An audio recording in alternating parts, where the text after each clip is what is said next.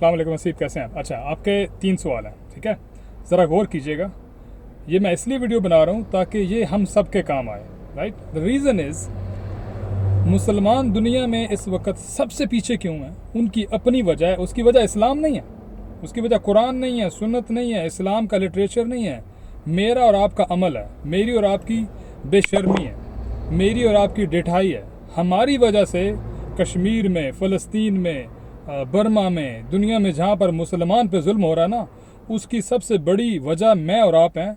हम उन चीज़ों में उलझे हुए हैं, उन बातों में पड़े हुए हैं जिनका ना सर है, ना पाँव है, ना फ़ायदा है, सिर्फ नुकसान है।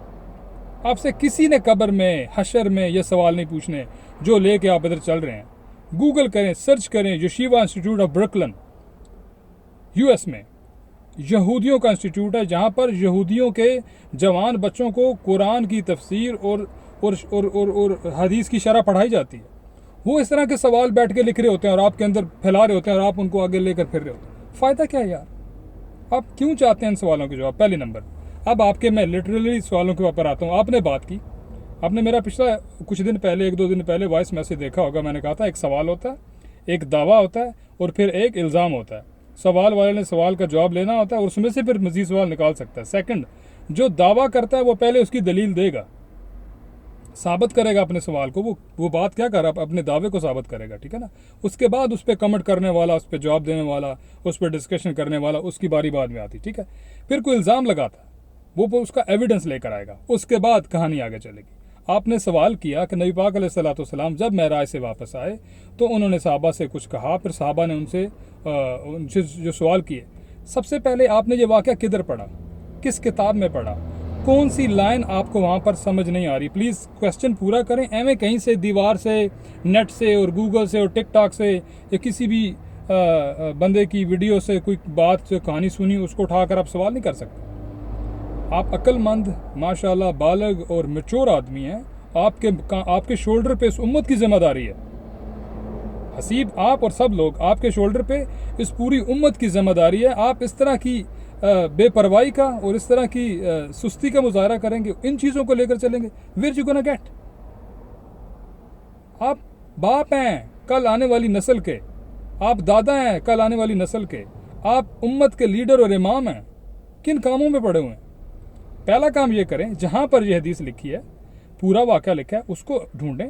अरबी नहीं पता, किसी इस ग्रुप में ढेर सारे उलमा हैं माशाल्लाह, ढेर सारे अरबी जाने वाले लोग हैं, उनसे कंसल्ट करें पर्सनल में, चैट में, ठीक है, कि मुझे इसकी समझ नहीं आ रही, समझाएं। फिर जिस बात की समझ नहीं आती उसका सवाल करें कि इस पे आका अलैहिस्सलाम ने यह फरमाया, सहाबा ने यह कहा, इसका मतलब क्या है? क्योंकि अरबी में जो कुछ लिखी होती है चीज़ें, उर्दू में जो हम उसका मतलब लेते हैं बिल्कुल मुख्तलिफ होता है, बिल्कुल मुख्तलिफ होता है। हम उसको अपने टर्म में सोच रहे होते हैं, ठीक है, हम उसको अपने दिमाग के मुताबिक, अपने मुआशरे और कल्चर के मुताबिक सोच रहे होते हैं। जबकि आपने देखना है कि अरबी में अल्लाह ताला ने जब ये बताया, रसूल सल्लम ने उसको, जब सहाबा को वो चीज़ बताई, उनकी टर्मिनोलॉजी में इसका मतलब क्या था? वो इसरा किसको कहते थे, वो बाता किसको कहते थे, ठीक है, वो लफ्ज़ जो मुनाफिक है, वो नफाक जो मुनाफिक है, वो किसको कहते थे? हमने अपनी टर्मिनोलॉजी घड़ी होती है, इससे सोना उसको बता दिया। पहले नंबर पे आपने क्या करना है हसीब? वो चीज़ उठाएं, वो वाक़या उठाएं, हदीस की किताब से लेकर आएँ, बोलें मुझे इसकी समझ नहीं आ रही, ये बताएं। फिर सवाल आपका कंप्लीट होगा, क्योंकि आप कह रहे हैं कि आका अलैहिस्सलाम जब मराज से वापस आए तो ये मामला हुआ, तो ये मामला आपने कहाँ पढ़ा?